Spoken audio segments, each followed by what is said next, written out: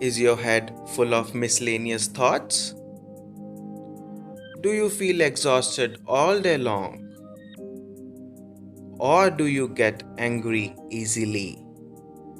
Let's find out the solution. Namaste.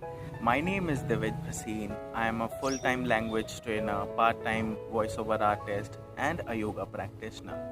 I have started educating myself in yogic studies a year ago, and I found them very unique and productive.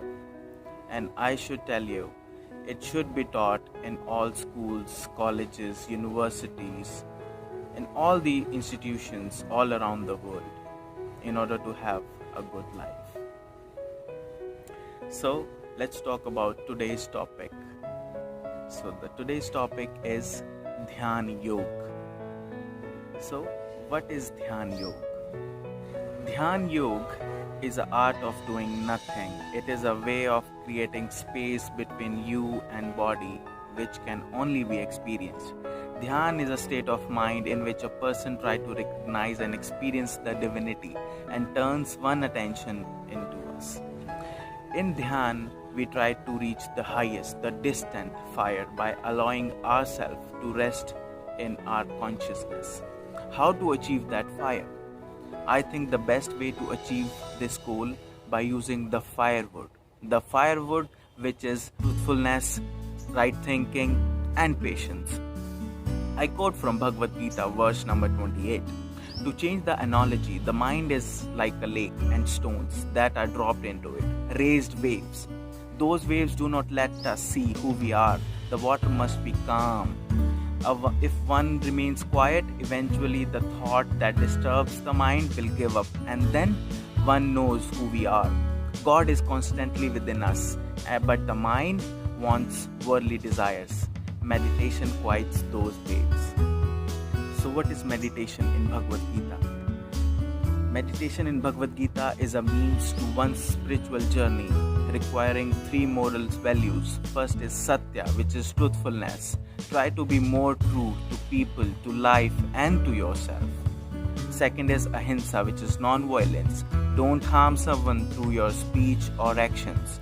Aparigraha, non-greediness, non-possessiveness. Try to be less attached to mundane things. If we master this, our life will be more relaxed and constructive. These are also primary virtues of yoga and are mentioned in Hinduism, Buddhism, and Jainism.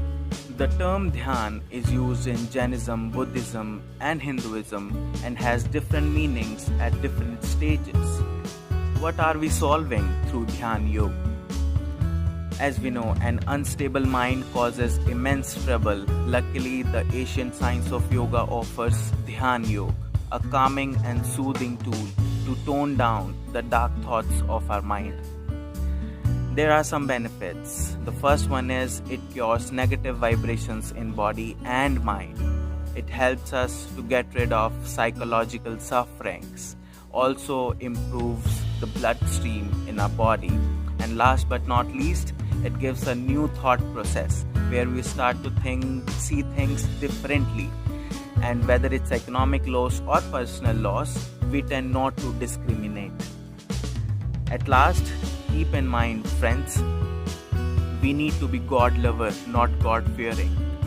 We must love the creation, which is more accessible than seeking the Creator. Never forget that we are a part of this creation. Dhyan is certain quality of being, but a technique. Hari Om.